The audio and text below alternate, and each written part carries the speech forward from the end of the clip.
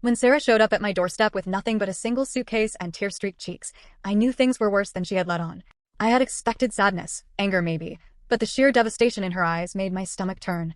Sarah and I had been best friends since college.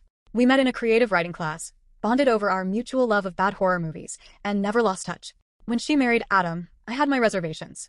Not that he was a bad guy, at least not at first, but something about him always felt off. Controlling maybe. Over time, he made her shrink. The bright, confident Sarah I knew started second-guessing herself, making herself smaller. And now, after 7 years of marriage, she was standing in front of me broken. I pulled her into a hug without a word. She sobbed against my shoulder, her body trembling, and I could feel how thin she had gotten. I led her inside and closed the door behind her, shutting out the cold January air. "Come on," I said gently. "Let's get you settled." She nodded, still unable to speak, and followed me to the guest room. I had already prepared it for her. Fresh sheets, a warm blanket, a scented candle lit on the nightstand. I knew she'd need comfort. She dropped her suitcase at the foot of the bed and sat down heavily, staring at the floor. I don't even know what to say," she choked out. "You don't have to say anything right now," I reassured her. "Just rest. We'll talk when you're ready." She gave me a grateful, watery smile before burying her face in her hands. I left her alone, giving her space to breathe. That night, I made us tea and brought a tray into the living room. She sat curled up on the couch, wearing an old hoodie I had given her years ago. She looked so small. "I should have left him a long time ago," she whispered. But I was scared. I waited, letting her find her words. "He made me feel like I was nothing without him," she continued. "Like I wouldn't survive on my own. I believed him for so long." She exhaled shakily. "And when I finally worked up the courage to leave, he lost it. Screamed at me, threw things. He told me I was making the biggest mistake of my life." I clenched my jaw, anger bubbling inside me.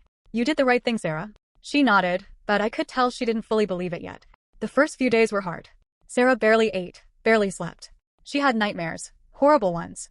I'd hear her crying at night, and sometimes I'd find her sitting on the kitchen floor at 3 a.m., staring at nothing. I didn't push her, but I was always there. Slowly, things started to shift. She let me take her to the grocery store one day, though she flinched every time a man walked by too close. Another time, she agreed to go on a short walk with me. Baby steps. Then came the job search. "I don't even know what I'm good at anymore," she admitted, scrolling through listings. "You're great at a lot of things," I said. "You just need to remember that." She applied to a few places hesitantly. A week later, she got an interview at a small publishing house. I could see the flicker of excitement in her eyes, the first spark of confidence returning. The night before her interview, she panicked. "I can't do this, Laura," she said, pacing the living room. "What if I mess up? What if they see right through me and realize I'm just nothing?" I grabbed her shoulders gently. "You are not nothing, Sarah. You are brilliant. You just forgot for a little while." She took a deep breath and nodded. The next day, she nailed the interview. She got the job. We celebrated with cheap champagne and pizza on my apartment floor, laughing like we hadn't in years. She was coming back to life, piece by piece. But Adam wasn't done with her. One evening, I came home to find Sarah sitting on the couch, pale and shaking. "He called me," she whispered. I sat beside her. "What did he say?" "That he misses me. That he wants to talk. That he made a mistake." Her voice wavered. For a second, I almost believed him. I swallowed my anger. And now, she met my eyes. Now I know better. She blocked his number that night. The weeks passed, and Sarah continued to grow stronger. She found a small apartment of her own, just 10 minutes from mine. She started making new friends at work. She even started writing again, something she hadn't done in years. And then one day she looked at me and said, "I think I'm happy." And for the first time in a long, long time, I knew she meant it. When I decided to throw a party at my apartment, it was supposed to be a celebration, a fresh start for Sarah. She had come so far since leaving Adam, and I wanted to show her that life could still be full of joy, laughter, and good company. I invited a mix of friends from work, some old college acquaintances, and a few new faces Sarah had met at her job. It was meant to be a night of fun, a way to let go of the past. But I never expected him to show up. I was in the kitchen, refilling a bowl of chips, when I heard a murmur spread through the living room. The kind of murmur that meant something or someone had completely shifted the mood. I turned around and my stomach dropped. Adam. He stood near the doorway, scanning the room like he belonged there. His presence was casual, like he hadn't torn Sarah apart just a few months ago. He was dressed well, too well, like he wanted to make a statement. Anger burned in my chest. Who the hell invited him? I pushed through the crowd and went straight to Sarah. She was standing near the couch, her face pale, her drink frozen halfway to her lips. "Did you know he was coming?" I asked, keeping my voice low. She shook her head, eyes wide. "No. I have no idea how he even knew about this." I turned to confront him, but before I could, he met my eyes and smiled. That same smug, infuriating smile. "Laura," he said smoothly. "Long time no see." "Not long enough," I shot back. He chuckled like I was joking. "Relax, I just came to say hi. No hard feelings, right?" I was about to tell him to get the hell out when Sarah surprised me. It's fine, she said quietly. I turned to her shocked. What? She inhaled sharply and straightened her shoulders. If he wants to be here, let him. I'm not scared of him. Her words were strong, but I could see the way her hands trembled. Still, I couldn't force her to throw him out if she didn't want to. So I watched. And I saw it happen. At first, Sarah kept her distance, but as the night went on, something shifted. It started small, polite conversation, a hesitant smile, then laughter, then leaning in just a little too close. I couldn't believe what I was seeing. Sarah, talking to him like nothing had happened. And Adam, he knew exactly what he was doing. He touched her arm, whispered something that made her giggle. I felt sick. Was I the only one who remembered how broken she had been? How many nights she had cried on my couch, swearing she'd never go back to him. I tried to pull her aside, to ask her what the hell she was thinking, but she brushed me off. It's nothing, Laura. I'm just being civil. But it wasn't nothing. By the end of the night, she and Adam had disappeared from the main room. I found them on the balcony standing too close, talking too softly. And when Sarah looked at him, I saw something I hadn't seen in months. Hope. That's when I knew I was losing her. After that night, things changed. At first, it was little things. She started canceling our weekend plans, saying she was too tired or busy with work. She stopped answering my texts as quickly, and when she did, her replies were short, distant. Then the real signs came. She started posting cryptic quotes on social media, things about second chances and learning to forgive. I saw her liking old photos of her and Adam, ones she had sworn she would never look at again. I confronted her about it one evening, when she finally agreed to come over for dinner. Sarah, I said carefully, are you talking to Adam? She hesitated. Then she sighed. Yes. My heart sank. She looked at me, almost pleading. He's changed, Laura. He's in therapy now. He says he understands how he hurt me, and he wants to make things right. I shook my head. Sarah, come on. You know what he's like. He's just telling you what you want to hear. You don't know that. Her voice sharpened. People can change. I stared at her, searching for the woman who had fought so hard to get away from him. But all I saw was someone who wanted to believe a lie. I tried to warn her. I reminded her of all the pain he had put her through, all the times he had made her feel small. But she wouldn't hear it. I know what I'm doing, she said. And just like that, she was gone. The final blow came a few weeks later. I was scrolling through Instagram late at night, unable to sleep when I saw it. A photo. Sarah and Adam. Together. Not just together. Wrapped up in each other, smiling like nothing had ever happened. Like he hadn't spent years making her doubt herself. And beneath the photo, the caption that made my blood turn cold. Some love stories deserve a second chance. I stared at the screen, my stomach twisting into knots. I wanted to scream, to shake her, to make her see what she was doing. But I knew it wouldn't matter. I had already lost her. When I saw the photo of Sarah and Adam together, it felt like someone had punched me in the stomach. It wasn't just that they were in the same picture, it was the way they were looking at each other. The way Adam had his arm around her waist like he owned her. The way she was smiling, not like someone who had escaped a toxic relationship, but like someone who had willingly walked back into one. I sat there, staring at my phone, my heart pounding in my chest. I had spent months helping Sarah rebuild herself. I had been there when she cried herself to sleep, when she swore she would never let him manipulate her again. I had watched her rediscover her confidence, get her life back together. And now she had thrown it all away. I knew I had to talk to her. The next day I called her. No answer. I texted. No response. Fine. If she wouldn't talk to me over the phone, I'd go to her apartment. I didn't even bother knocking when I got there. I still had a spare key from when she first moved in. I pushed the door open, ready for a fight. Sarah was sitting on the couch, scrolling through her phone. She looked up when I walked in, her expression unreadable. You're back with him, I said. My voice was steady, but I could feel my hands shaking. She didn't deny it. She didn't even look guilty. Yes, she said simply. I stared at her, waiting for more. An explanation. An apology. Something. Nothing. That's all you have to say? I demanded. After everything he put you through? After everything I did to help you? Sarah sighed and put her phone down. I know you're upset, Laura. But this is my life. I laughed, but there was no humor in it. Are you serious? This isn't just about you, Sarah. You came to me broken. I was the one who picked up the pieces. And now, what, you just pretend none of that happened. She crossed her arms. People change. I felt something snap inside me. No, Sarah. People like Adam don't change. They just get better at pretending. She didn't say anything. She just sat there, calm, like none of this mattered. Like I didn't matter. I turned and walked out. That should have been the end of it. But it wasn't. Word spread fast among our friends. Some were just as shocked as I was, immediately taking my side. Others, though, not so much. It's her choice, Mark said when I told him what had happened. I mean, yeah, Adam's a piece of shit, but if she wants to give him another chance, that's on her. Are you kidding me? I snapped. After everything he did? I'm just saying, Laura. We're all adults. You can't control who she dates. It wasn't just Mark. Jenny, one of our oldest friends from college, posted a long status on Facebook about how true friends support each other's choices, even when they don't agree. It wasn't directed at me by name, but I knew exactly what she was doing. And then there were the ones who didn't pick a side at all. I just don't want any drama, Emily told me when I asked her how she felt. I love you both. I don't want to lose either of you. Lose either of us. Like Sarah hadn't already made her choice. It became clear pretty quickly that my friend group was splitting in two. There were the ones who supported me, Anna, who had been there the night Sarah first showed up at my apartment in tears, and James, who had always hated Adam and wasn't afraid to say it. Then there were the ones who thought I was overreacting. That I was too involved in Sarah's life. That I needed to let her make her own mistakes. Mistakes. That's what they called it. Like it was some kind of innocent slip-up. Like she had just gotten a bad haircut or drunk texted an ex. But this wasn't some dumb mistake. This was her choosing to go back to a man who had destroyed her. And choosing to throw me away in the process. I stopped reaching out to her after that. I unfollowed her on social media so I wouldn't have to see their pictures, their perfect little captions about how they were stronger than ever. I avoided places I knew she might be. And yet, she still found ways to hurt me.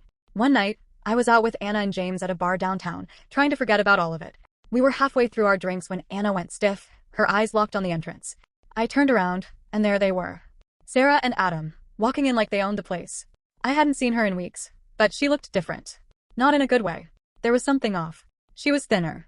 Not just I've been working out thin, but I haven't been eating thin. Her makeup was heavier, covering something, and her smile fake. Forced. And yet, she was clinging to Adam like he was the best thing that had ever happened to her.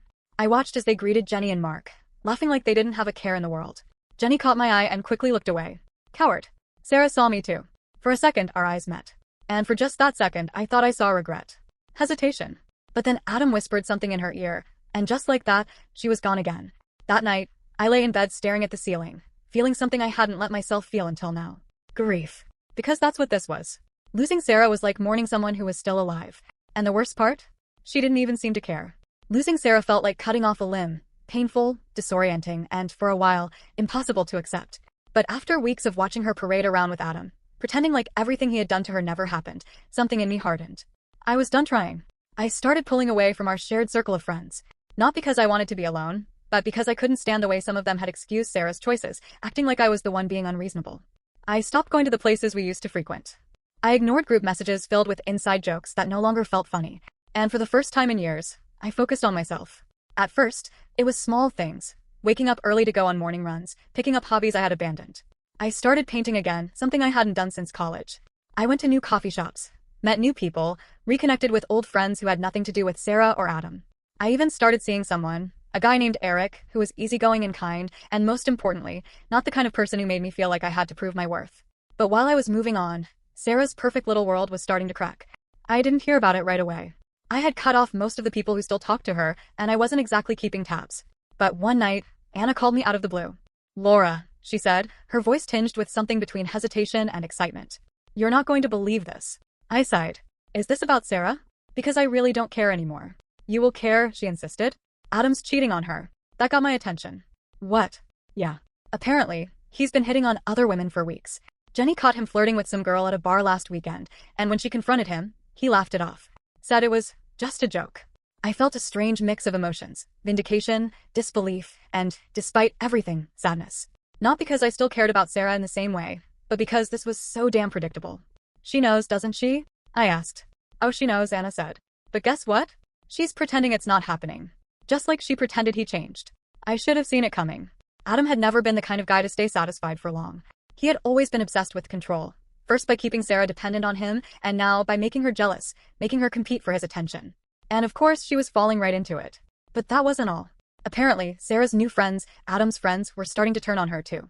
At first, they had welcomed her, probably assuming she'd be another docile, agreeable girlfriend. But Sarah had never been the type to quietly blend in. She had opinions, strong ones, and she didn't always know when to keep them to herself. And Adam's friends? They didn't like that. They talked shit about her behind her back, Anna told me. Call her clingy. Desperate. One of them, this guy Josh, even said, I give it 2 more months before Adam drops her. I swallowed. And she doesn't know? Oh, she knows, Anna said. She's just pretending she doesn't. Just like she's pretending Adam isn't already looking for his next girlfriend. I should have felt satisfied. I should have felt justified. After all, hadn't I told her this would happen? Hadn't I warned her? But instead, I just felt empty. Sarah had made her choice. And now she was living with it. I didn't reach out. Not when I heard Adam had started staying out late without telling her where he was going. Not when I heard she had gotten into a screaming match with one of his friends at a party. Not even when I found out she had started skipping work, unable to get out of bed. She wasn't my responsibility anymore. And then one night, she showed up at my door. It was late, past midnight, and I had just gotten home from dinner with Eric. I had kicked off my shoes, ready to collapse into bed, when I heard the knock.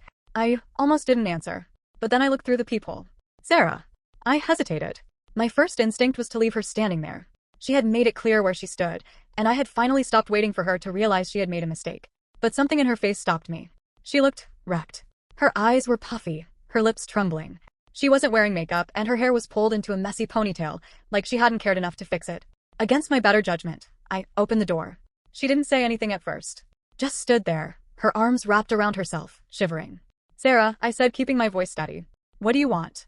Her lower lip trembled. I didn't know where else to go. I felt a familiar ache in my chest, but I pushed it down. I wasn't going to make this easy for her. Where's Adam? I asked.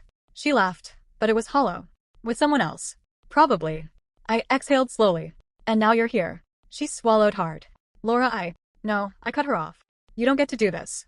You don't get to show up now, after everything. Tears welled up in her eyes. I know I messed up. I know I hurt you. That's an understatement. She wiped at her face. I was stupid. I thought he really loved me. Her voice cracked.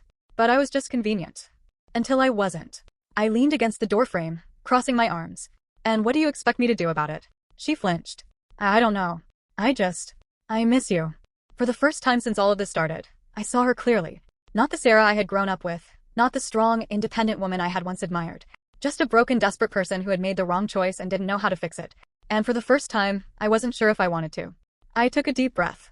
Sarah, I spent months trying to help you. And you threw it back in my face. I know, she whispered. I was wrong. I sighed. Yeah, you were. She looked at me, waiting for me to say something else. Something forgiving. Something kind. But I had nothing left to give her. So I stepped back and closed the door. And this time I didn't look back. When I closed the door on Sarah that night, I expected to feel a rush of relief, maybe even satisfaction, but instead, there was only silence. The kind of silence that settles in after something significant has ended, the kind that leaves behind an emptiness that's hard to ignore. For so long, my life had been entangled with hers, her struggles, her mistakes, her pain, but now, standing in my apartment alone, I realized that for the first time in years, I was free of it. The next morning, I woke up with an unusual sense of clarity. I didn't reach for my phone to check if Sarah had texted. I didn't scroll through social media, dreading another reminder of how she had chosen Adam over me. Instead, I grabbed a notebook and made a list of everything I wanted for myself, not for Sarah, not for anyone else, just for me. I wrote down goals I had neglected, things I had always wanted to do but had put off because I was too busy saving someone who hadn't wanted to be saved. I decided that it was time to stop waiting for life to happen to me and start making things happen for myself. The first thing I did was throw myself into my career. For years, I had been content with staying in the background, doing good work but never pushing myself forward.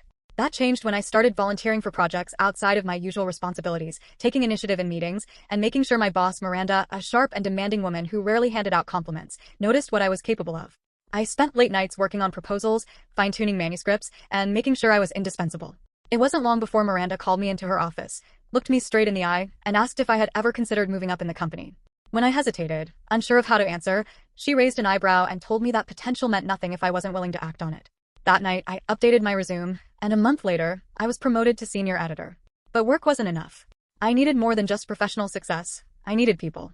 After cutting ties with Sarah and distancing myself from the friends who had chosen to look the other way, my social circle had shrunk considerably, and for a while, I convinced myself that solitude was what I needed.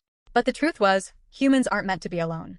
I started accepting invitations again, reconnecting with an old colleague named Maya, who had always been full of life and energy, but whom I had unintentionally neglected when my world revolved around Sarah's problems. Maya introduced me to her group of friends, people who weren't burdened by my past, who didn't see me as the girl who had been betrayed but as someone worth getting to know. I found myself laughing in ways I hadn't in months, feeling lighter, freer, as I formed new connections with people like Lily, a graphic designer with an infectious sense of humor, Aaron, a bartender with 1,000 wild stories, and Tessa, whose blunt honesty was refreshing after spending so much time around people who spoke in careful, diplomatic half-truths. One night, while sitting in a dimly lit bar, Maya turned to me and told me that I seemed different, lighter, like I was finally breathing again, and for the first time in a long time, I realized that she was right. But I didn't stop there. I had spent so much time trapped in the same routines, playing it safe, avoiding risks, but I was tired of living that way. On a whim, I booked a solo trip to Italy, something that would have terrified me months ago. I wandered through the streets of Rome, got lost in Venice, sat by the ocean in Amalfi, and felt something inside me shift. There was a power in knowing that I could be on my own and still be happy, that I didn't need anyone else to make me feel whole. When I returned, I kept pushing myself. I signed up for a public speaking class, even though the idea of standing in front of a crowd made me nauseous. I tried rock climbing despite my fear of heights, and I went on dates without overthinking every detail. I was finally living for myself, and it felt incredible. Then, one afternoon my phone rang. When I saw Sarah's name on the screen, I hesitated for a long moment before answering. Her voice was quiet, hesitant, as she asked how I was. But I could tell from the way she spoke that this wasn't just a casual call. There was something in her tone that reminded me of the night she had shown up at my door, broken and desperate. When I asked her what was wrong, she hesitated before admitting that she missed me. The words hung between us, heavy with everything that had happened, everything that had been lost. I sighed, leaning back in my chair, and told her the truth, that I was good, that I had moved on, that I had built a life for myself without her. She let out a shaky breath, and for the first time, I heard something in her voice that almost sounded like regret. She told me she knew she had messed up, that she didn't know how to fix what had happened between us, and I could hear the hope in her voice, the hope that I would tell her that it wasn't too late, that we could go back to how things used to be. But we couldn't. I told her that I didn't hate her, that I genuinely wished her well, but that I wasn't interested in revisiting the past. There was a long silence on the other end of the line before she finally whispered that she understood. We said goodbye, and when I hung up, I didn't feel sadness or anger or loss. I felt peace. I never spoke to Sarah again after that. Maybe in another life, we would have stayed best friends. Maybe she would have made different choices. Maybe things wouldn't have ended the way they did. But that wasn't the reality we lived in, and that was okay. I had a career I loved, friends who made me laugh until my stomach hurt, a sense of freedom I had never known before, and most importantly, I had finally learned the most valuable lesson of all. I didn't need anyone else to complete me. I was enough all on my own.